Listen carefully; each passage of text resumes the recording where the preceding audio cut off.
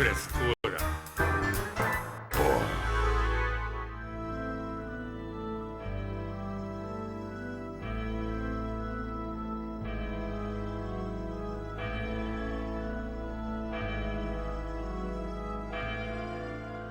Você é de onde? Eu sou paraibano.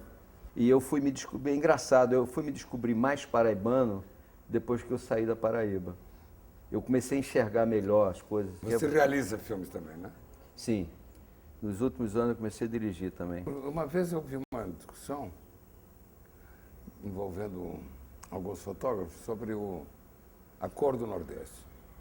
Mas eu estou falando do meu olho.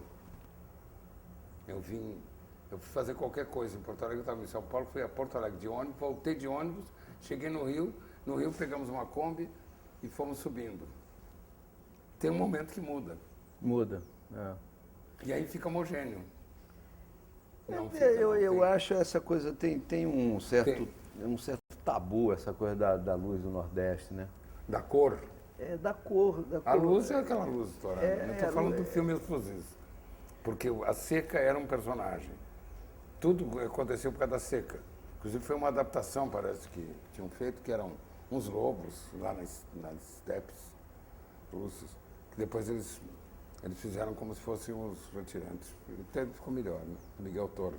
Eu estou dizendo da minha primeira impressão, que eu ouvi esse debate, eu estava filmando com o Murilo, esse debate estava em Brasília, o Murilo fez uma declaração qualquer, você e o Feijão ficaram chateados. Quer dizer, naquela ocasião. Mas eu acho que o que o Murilo falou naquela época não foi especificamente sobre o filme do Rui.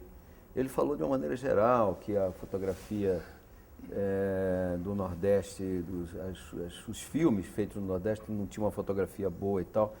Eu achei interessante ele dizer isso, eu não reagi na época.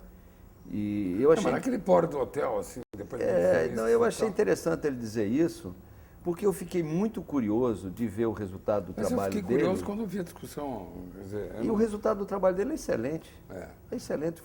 Realmente ele fez uma fotografia deslumbrante lá do filme do Wire do Movie, entendeu? Acho que ele fez uma coisa estranha, bonita, assim e tal. Mas eu acho que essa coisa da luz, tem um certo tabu em torno da luz do Nordeste. Eu acho que toda luz tem uma característica própria. A do Nordeste tem a sua.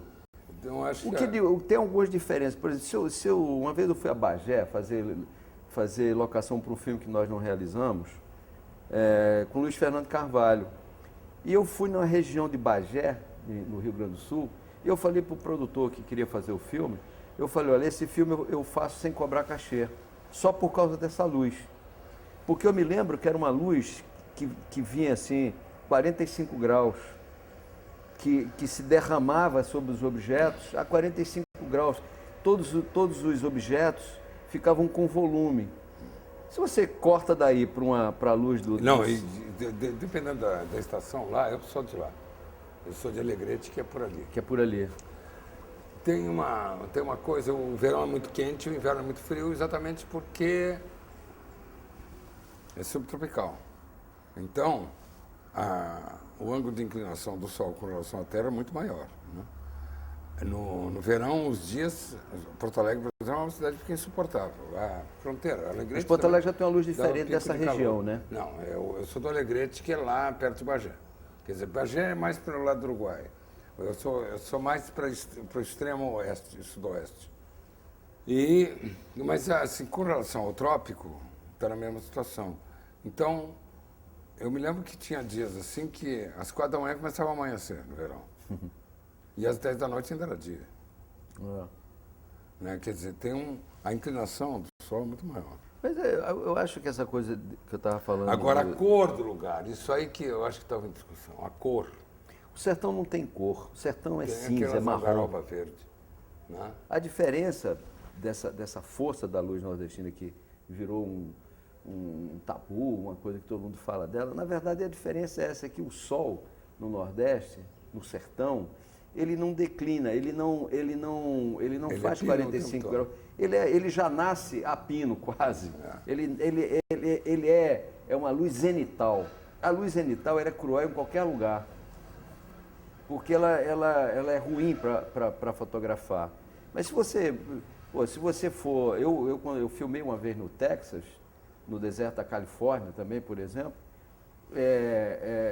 meu amigo, é uma luz terrível também.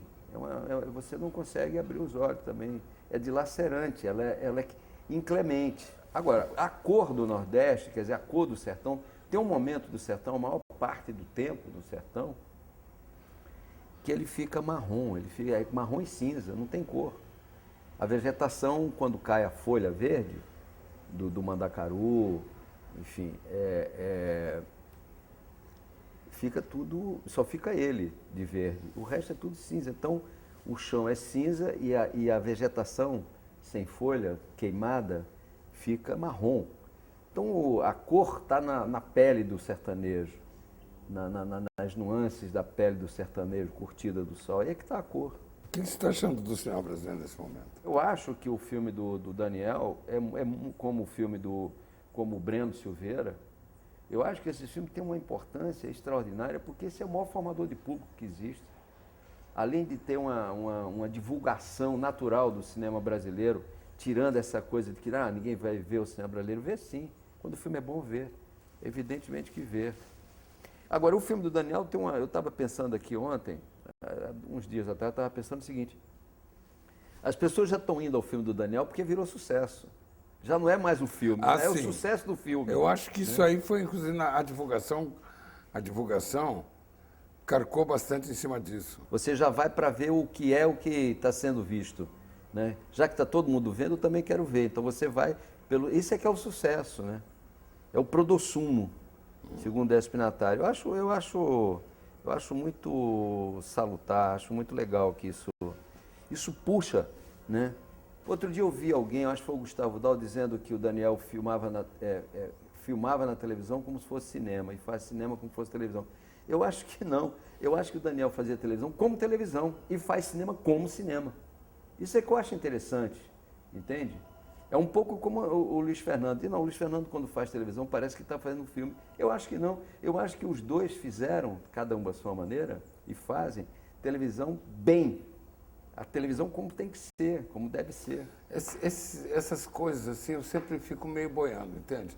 Aquela discussão a respeito do suporte, eu acho que para o fotógrafo a coisa, quer dizer, o digital, o magnético, o óptico, etc. E tal, as coisas, o 16, o 8 milímetros, parece que o Super 8 era muito bom, né? Tinha uma sensibilidade especial. Mas essa discussão, eu acho que, de certa maneira... É uma discussão velha. Né? Eu acho que é uma discussão velha. Eu acho que a discussão da questão da videografia, dos processos eletrônicos, versus o analógico... Como é que é essa história, por exemplo? A resolução está tão boa quanto, né? Peraí, eu observo essas fotos agora, todo mundo tem câmera fotográfica, todo mundo é fotógrafo, e para mim, que sou ator conhecido, é um saco, porque os caras não pedem mais autógrafo, eles querem que eu tire uma foto junto com eles, e às vezes abraçando até só no celular, né? Às vezes só o celular são só celulares. Tira foto. São só celulares. Não, já tem festivais com filmes feitos com Sim, celular. eu já fiz dois. Já participei de dois. Como ator. Projetos. Agora, se um produtor chega para mim e pergunta se eu prefiro trabalhar com película ou com suporte eletrônico, eu vou dizer que eu prefiro o suporte analógico. Eu prefiro a película. Porque depois eu tenho os mesmos recursos nas máquinas modernas de pós-produção, mas a captação ainda é imbatível com a qualidade do filme.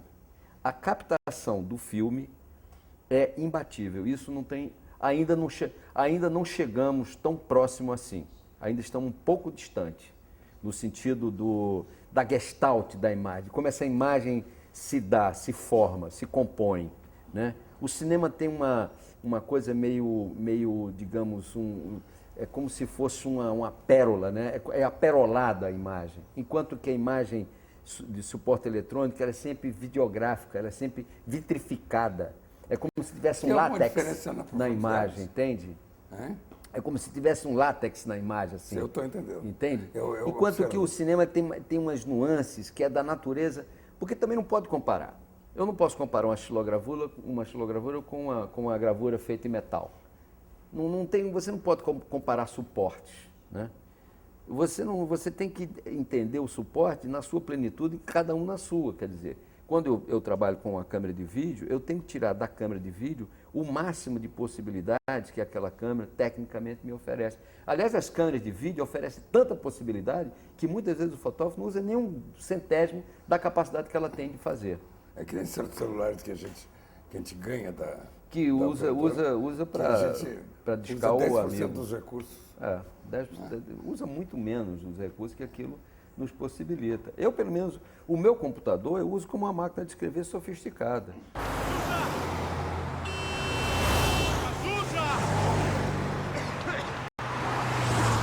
cá, porra! Cazuza!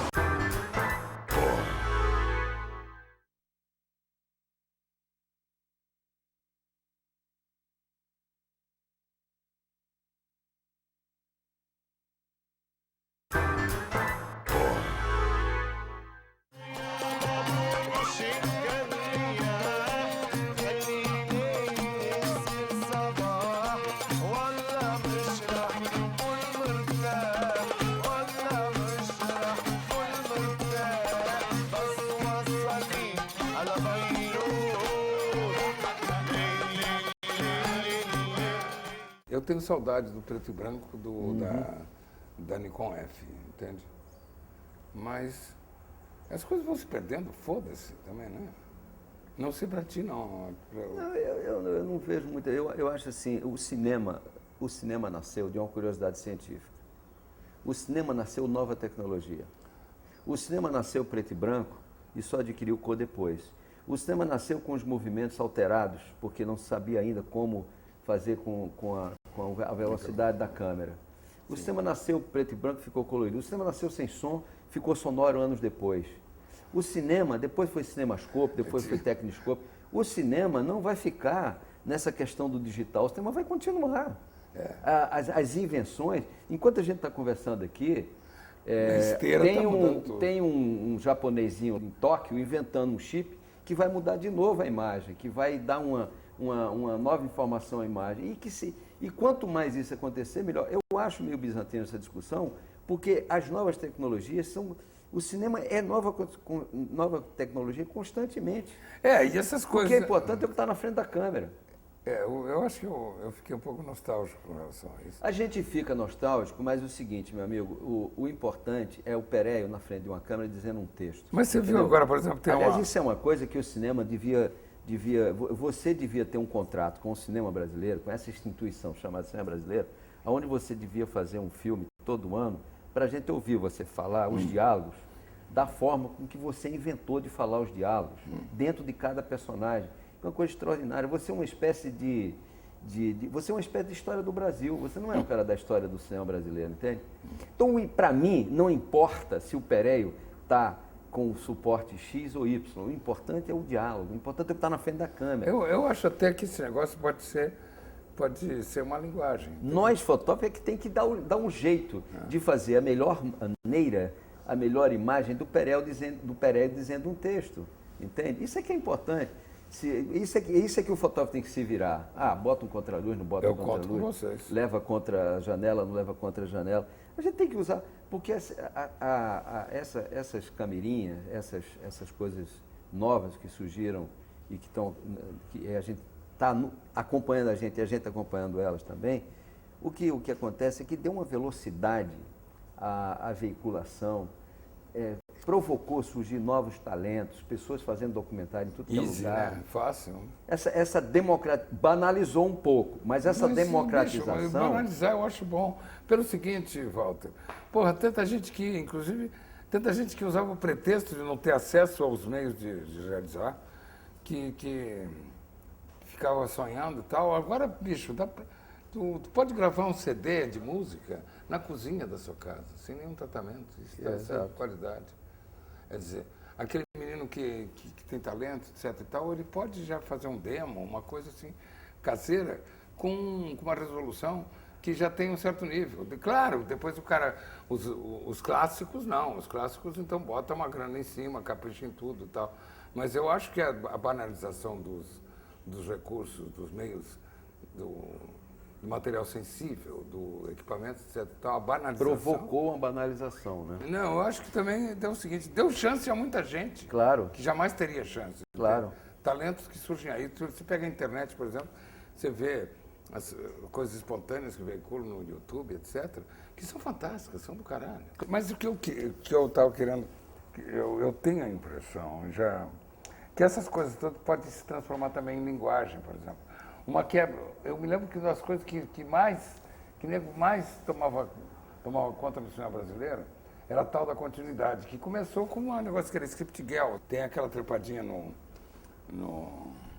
Noite Americana do Folk, que é engraçado, que é a script girl com contra-regra, né? Que dá uma trepadinha rápida. Então, esse troço da continuidade, de repente vira linguagem, né? O cara mudou de roupa, está com outra roupa. E no cinema americano eles cagam para isso. Então, inclusive tinha caçador de erro do cinema americano, tinha erros tenebrosos, né? O Jô Soares não está fazendo isso. Até que ele mostrava uns erros ali. Tinha pessoas que colecionavam erro. O cara estava de chapéu, depois estava sem chapéu.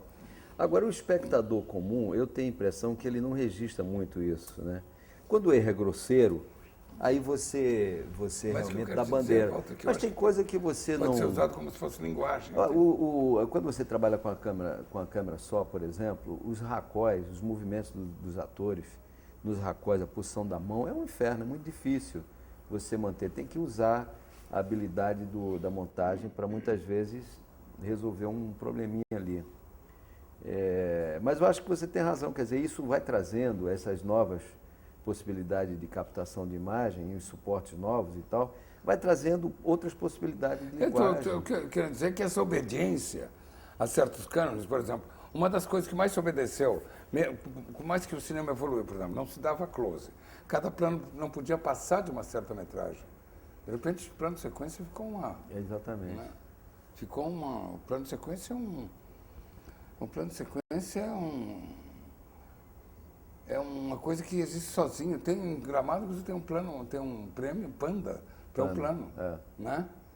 E isso aí era uma coisa proibida no cinema. Aos poucos a coisa foi evoluindo na medida que quebrava certas proibições, né? Eu acho que tudo pode virar linguagem. Vira linguagem, sim. Eu acho que essa coisa que você estava falando da televisão, aí voltando um pouquinho, eu estava me lembrando uma entrevista do Fellini que ele fala que ele foi ver uma gravação numa televisão italiana lá de um programa e ele ficou impressionado com o nervosismo dos técnicos correndo de um lado para outro nos corredores porque estava gravando o programa e tal. E aí ele disse assim, parecia que os caras ficavam tão nervosos que parecia um pai esperando o filho nascer no corredor da maternidade. Mas quando eu vi o programa em casa, aí ele cita, eu não me lembro o que era uma ópera que estava sendo filmada. Quer dizer, quando eu vi a ópera em casa, na televisão, eu chorei. Quer dizer, eu não importa, esse para mim é um grande argumento de que não importa o suporte, o que importa é o que está na frente da câmera, é a emoção que você, quando compra o ingresso, vai em busca. Quando o espectador compra o ingresso, ele está em busca de emoção. Ele vai à procura disso dentro do cinema, não é verdade? Segundo o Hitchcock, tem busca da ansiedade. O Hitchcock disse que ele matava o espectador de ansiedade. Aliás, em matéria de linguagem, o Hitchcock é foda, né? Ele era um mestre, né? Ele ficava manipulando, de certa maneira, as nossas emoções. Mas você não acha, agora quando vai fazer pergunta sobre, mas você não acha que você tem jovens, tipo Fernando Meirelles, Walter, Luiz Fernando, tem tanto jovem por aí que já é mestre também, hoje, utilizando todas essas modernidades e tal? Não, mas é que eu citei, como você citou Fellini, como se fosse um argumento, né? Você citou Fellini como se fosse um argumento, que ele ficou impressionado.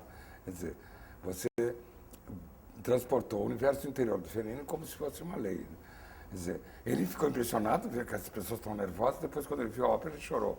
Fellini. Portanto, fica provado que o que vale a emoção. Não, quer dizer, é uma boa ideia, porque ele é do caralho, né? Um clássico. Quer dizer, o velho falou, tá falado. O Ezra Pound tinha uma frase que é o seguinte: a técnica é o teste da sinceridade. Eu nunca descobri exatamente o que quer dizer isso. A técnica? É o teste da sinceridade. Ezra Pound. Eu nunca descobri exatamente o que ele quis dizer. Mas eu penso assim, mas falou, tá falado, né? Ezra Pound. coisas aqui. Ezra Pound falou. Vamos tá pensar a falado. respeito disso aí. Né? Quer dizer, não sei, quer dizer, dá o que pensar quando você fala Fellini, viu aquele negócio depois, disse, mas eu chorei. Tá, vamos pensar a respeito disso aí, né? Porque afinal de contas é o cara, né? Mas você também não pode esquecer assim, os ícones, as expressões, né? Quando Allen Ginsberg faz o Uivo, quando Edgar Allan Poe faz o Corvo, quando o Fellini faz Roma de Fellini, quer dizer, tem umas coisas que vão ficando. Claro, né? isso que eu estou falando, os clássicos e os mestres. E os mestres, não tem jeito, vai ficando. É um clássico, foda-se. Né? Pô, eu já fiquei com vontade de pegar o filme ali e ver, entendeu? Quer dizer, porque você está ali, está na estante, Mas você a vai gente lá se e alimenta pega. Essa facilidade é muito boa, até desses para pedacinhos estudar, né? também, né, Walter? Eu uso muito DVD para estudar os Outro dia eu filmes. estava com o João em casa, na casa dele, eu fui visitar meu filho, no dia de folga dele, ele estreou uma peça de teatro na segunda. Aí ele botou um ar-condicionado, ficamos os dois, aquele negócio, casa de macho, né? Que você e seu filho, né? Coçando o saco e tal. Aí ele falou assim, vamos ver o Poderoso Chefão? O número 1. Falei, vamos, bota aí. Aí ficamos vendo, tal. Depois a gente ia a algum lugar, a gente entrou pela metade, eu voltei à casa dele e falei assim, bota de novo daquele ponto que ele parou, porque aí tinha uma morte do Marlon que ele era metralhado, assim, mas tem uma morte melhor, que é a morte dele aqui, assim, quer ver, ó? Olha assim, essa cena é boa. A gente se alimenta de pedacinhos também, né? Pedacinhos também. A gente se alimenta de fragmentos. Mas a vida é assim, o amor é assim, você se alimenta de fragmentos, de pequenos... Os guerreiros comiam o cérebro, os culhões e o fígado. O coração, não, o coração, o cérebro e o fígado do inimigo, mas é proteína. Claro. Também é proteína. São Claro, você falou do seu proteína. filho aí, o meu vê pelo menos a cada 3 meses, 4 meses, sei lá, ele vê o Poderoso Chefão, está sempre vendo o Poderoso Chefão. Já é um clássico. É engraçado que o seu também vê, assim, enfim. Em casa. E você já sabe, né? Você já sabe que aquela sequência vai acontecer, mas você quer ver de novo. A Gal cantando O Meu Pedaço, né? Já é um clássico. A Gal cantando Pérola Negra. Bota aí, vamos ver. Está aqui o disco. Bom. Já tem tudo em casa. Agora, tem essa celebração. Será que se perdeu alguma coisa? O que você acha disso? A celebração de você telefonar para uma pessoa, convidar para ver um filme. Eu faço isso com o Palmeiro Dória. Vamos ao cinema hoje? Vamos. Então a gente vai de tarde, ver um filme, depois faço os comentários, caiu uma cilada. Já aconteceu de eu ir em São Paulo para ver um filme, e como os cinemas agora são múltiplos, eu vi outro. Até quando eu vi que eu tinha me enganado, eu disse assim, deixa porque eu quero ter a surpresa, não saber o que vai acontecer. Essa celebração do ato de ir ao cinema. Eu acho que isso, o cinema não vai acabar nunca por isso, né? Essa coisa, já acabaram com várias coisas, já acabaram com o livro, já acabaram com o cinema, já acabaram com a televisão, já acabaram... Voltou, né? No entanto, hein? Deu uma acabadinha e voltou. Dá uma queda, você é normal, dá uma queda. Agora me diga uma coisa, eu vou te entrevistar agora. Como é que é essa história? Você sempre foi o cara famoso no cinema, nas artes, no teatro, etc., no Brasil, de ser aquele cara irreverente, aquele cara provocador, aquele cara que... E, no entanto, você, nas entrevistas, quando eu vejo, eu acho as entrevistas maravilhosas, mas essa coisa da provocação... É um homem tranquilo, é um homem... Agora você é um homem ciente... Você mudou de você é um homem posição. ciente de si, você é um homem sereno em relação à vida. Não, você está de jeito tranquilo nenhum. em relação à vida. O meu programa é um golpe de dados. Um golpe de dados. Você está um CUDD, né? Pode acontecer qualquer coisa nesse programa. E agora é o seguinte, tinha muita gente que tem medo de mim. Então a agenda fica complicada. Eu soube que tem pessoas que não querem dar entrevista para você, porque algumas mulheres não querem dar entrevista porque morrem de medo de você. Né? O André Midani falou no ar, eu tinha medo de você. Bom, eu devo ter sido um garoto muito arrogante, né? Não, arrogante eu nunca te achei, não. Eu sempre achei você uma pessoa muito inteligente, assim, muito... você encontrou acabou que você virou um ícone do cinema brasileiro, eu já disse isso, porque você encontrou uma maneira de fazer, de descobrir teus personagens, que é ímpar e ao mesmo tempo é simples. Ao mesmo tempo é simples, ao mesmo tempo é... Porque você é simples, é singular e plural ao mesmo tempo. Esse é que é o problema, que você é singular e plural, né? Eu acho que é um pouco por aí, entende? Você devia fazer um filme todo ano, Pereio. Falou. Obrigado.